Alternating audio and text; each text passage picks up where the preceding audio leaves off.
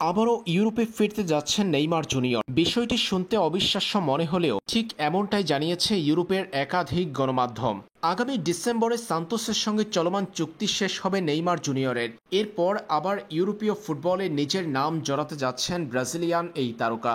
Spanish সংবাদ মাধ্যম Mundo দি পার্তিবর এক খবরে বলা হয়েছে, আগামী জানুয়ারিতে শীতকালীন দল বদলে ইউরোপে ফেরার প্রস্তুতি নিচ্ছেন নেইমার জুনিয়র। ডিসেম্বরে শৈশবের ক্লাবের সঙ্গে চুক্তির মেয়াদ শেষ হয়ে যাবে ব্রাজিলিয়ান তারকার। এরপর ফ্রি এজেন্ট হিসেবে নতুন ক্লাবের সঙ্গে আলোচনা করতে পারবেন নেইমার। এর মধ্যে ইউরোপের বেশ কিছু ক্লাব ৩৩ বছর বয়সী তারকা এই ব্রাজিলিয়ানকে দলে ফেরাতে আগ্রহ প্রকাশ করেছে।